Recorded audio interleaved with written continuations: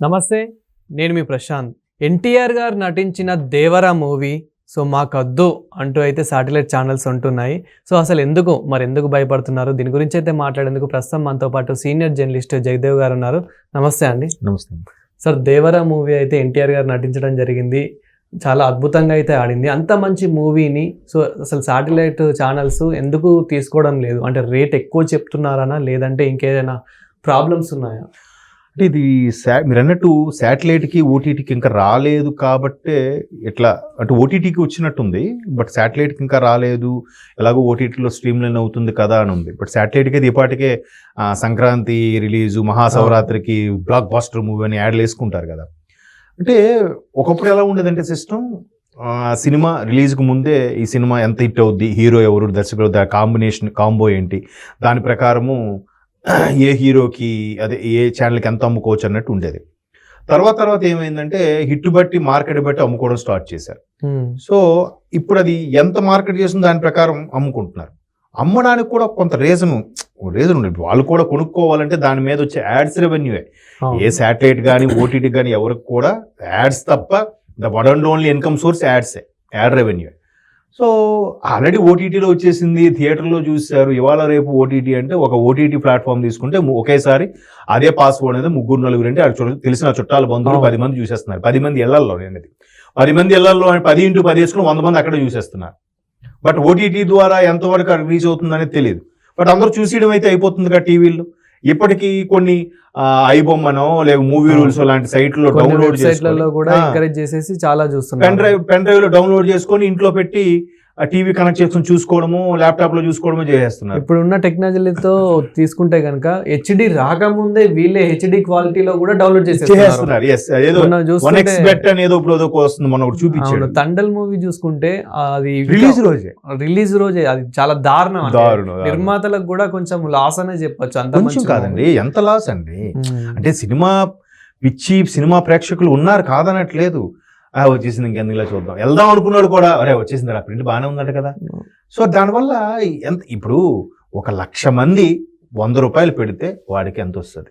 1 కోటి రూపాయలు వస్తుంది కదా. సో అది ఒకసారి అందులో 1,00,000 మందిలో ఒక 10,000 50,000 మంది తగ్గిపోయారు అనుకోండి, ఎంత నష్టం, సగం పడిపోలే. సో అలాగా ప్రొడ్యూసర్లు కూడా వీళ్ళేమంటున్నారు, ప్రొడ్యూసర్లు ఊరికే కాస్ట్ పెంచేస్తున్నారు, బాగా రేట్ పెంచేది. దేవరా మూవీ గురించి మీరు అడిగారు కూడా చెప్తున్నాను. చాలా 300 కోట్లు పెట్టి తీశారంట. దానికి వీళ్ళు సరిగ్గా మేనేజ్ చేయలేక ఆయన ఎవరు మన ప్రొడ్యూసర్ నాగవంశీకి ఎవరికి అమ్ముకున్నారు. బట్ ఆయన బాగా బెనిఫిట్ పొందాడు, కానీ ప్రొడ్యూసర్స్కి ఏమీ బెనిఫిట్ లేదని కూడా అప్పట్లో వార్తలు వచ్చాయి. ఎంతవరకు వాస్తవం మనకు తెలియదు. సో ఇప్పుడు దాన్ని మిగతాది కూడా గెయిన్ చేసుకోవాలి. ఓవరాల్గా 100 కోట్లు ఎంతో ప్రాఫిట్ వచ్చింది. ఎంత కష్టపడి 3-4 ఏళ్ళుగా తీస్తే ఇంతైనా ప్రాఫిట్. సరే శాటిలైట్కి అమ్ముకుందంటే శాటిలైట్ ముందు రావట్లేదు, అడిగిన రేట్ కూడా ఎక్కువ ఉంటుంది. అఫ్కోర్స్ అది ఒకప్పుడు అయితే లైఫ్ లాంగ్ వాడుకునే వాళ్ళు శాటిలైట్ వాళ్ళు. ఇప్పుడు అది 10 years వరకు ఎంత పెట్టేశారు డ్యూరేషన్. ఒకసారి ఒక సినిమా కొనుక్కుంటే దాని రైట్స్ 10 years వరకే. 10 years తర్వాత మళ్ళీ వాళ్ళు రెన్యూల్ చేసి కొనుక్కోవాలి, లేదా వేరే వాడు ఎవరైనా శాటిలైట్ కొనుక్కుంటే కొనుక్కోవచ్చు. సో అలా ఉంది ఇప్పుడు. సో ఇంత పెట్టితే మళ్ళీ మనకి యాడ్స్ ద్వారా వస్తుందా, జనాలు అందరూ చూసేశారు, సరే చూద్దాంలే అనుకుని ఏముందలే అనే స్టెప్ బ్యాక్ అయ్యే వాళ్ళు ఉండడం వల్ల దానికి ఇంకా శాటిలైట్ రైట్స్ అమ్ముడు పోలేదనే టాక్ అయితే ఉంది. ఈలోగా దేవర 2 కూడా అంటున్నారు. అంటే మొత్తం మీద ఈ కల్కి కూడా ఈ విషయం జరిగింది. కల్కి విషయంలో కూడా ఎలా జరిగిందంటే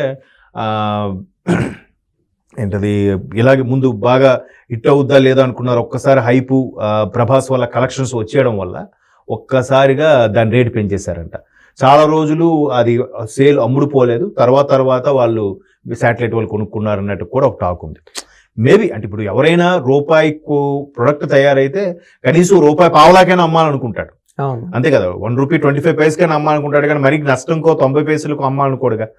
ఆల్రెడీ రూపాయి వచ్చేసింది అనుకోండి, ఆ పైన ఎంత 10 పైసలు వచ్చినా పర్వాలేదు అమ్ముకోవచ్చు కదా. వీళ్ళు అలా అనుకోరు. ఎందుకంటే మీరు అన్నట్టు ఇప్పుడు మూవీ రూల్స్, ఐబొమ్మ లాంటి కొన్ని సైట్లు చేసే నిర్వాహకం వల్ల, పైరసీ ఎంకరేజ్ చేయడం వల్ల వాళ్ళు నష్టపోతున్నారు. కాబట్టి మళ్ళీ సినిమా హిట్ అవుతుందో లేదో తెలీదు. హిట్ అయినప్పుడే కదా 4 రాళ్ళు సంపాదించుకోవాలి. అది సంపాదించుకుంటే కదా మరో 4 సినిమాలు తీయగలుగుతాడు. అప్పుడు ఇండస్ట్రీ పచ్చగా ఉంటుంది. ఇప్పుడు ఎలా అయిపోయిందంటే గుడ్డు ముందా పిల్ల ముందా అన్నట్టుగా మీరు రేట్లు పెంచుకెళ్ళిపోతున్నారయా అంటున్నారు ప్రేక్షకులు. అరే మేము ఇన్ని కోట్లు పెట్టి తీస్తున్నాం, ఆ మాత్రం రేట్లు పెంచకపోతాం, ఆ పైసలు రావురా అంటున్నారు ప్రొడ్యూసర్లు. ఎవరి వెర్షన్ కరెక్ట్ అంటే ఏం చెప్తాం? ఇద్దరు వెర్షన్ కరెక్టే. ఒక ఇప్పుడు వాడు అంత ఖర్చు పెట్టకపోతే వాడికి పైసలు సినిమా అందం ఉండదు. ఇవాళ రేపు టెక్నాలజీ బాగా పెరిగిపోయిందిగా. ఇప్పుడు ప్రతిదానికి కూడా ఒక ల్యాడర్ మొయ్యాలంటే దానికి 2 బాయ్స్ కావాలి. ఆ 2 బాయ్స్కి మరి జీతం ఎవడిస్తాడు? డైలీ వేస్ ఎవడిస్తాడు? వాళ్ళు ఫుడ్ ఎవడు పెడతాడు? వెహికల్ కన్వీన్స్ ఎవరిస్తారు? ఇవన్నీ ప్రొడ్యూసర్కి భారమే కదా. ఇవి ఎవరికి తెలియదు. ఒక సినిమా ఒక ప్రోడక్ట్ రావాలంటే ఎంతమంది కష్టపడాలో, ఎన్ని వందల మంది కష్టపడాలో, ఎంతమంది ప్రత్యక్షంగా పరోక్షంగా చాలా మంది పనిచేస్తారు దాని మీద. సో అలాగ ప్రొడ్యూసర్ అనేవాడు పచ్చగా ఉంటేనే నెక్స్ట్ ఇప్పుడు శాటిలైట్ ఛానల్స్ కూడా సీరియల్స్ సినిమాలు తప్పితే శాటిలైట్ ఛానల్ దేనికి చూడాలి మనం? ఆడవాళ్ళందరూ శాటిలైట్ తప్పితే వీకెండ్ వచ్చేసరికి సినిమాలకు సంబంధించిన ప్రోగ్రాములు, సినిమాల మీద సెటర్లు వేసుకునే ప్రోగ్రాములు, సినిమాలకి ప్యారడీగా చేసే ప్రోగ్రామ్సే తప్ప ఇంకేమున్నాయి చెప్పండి.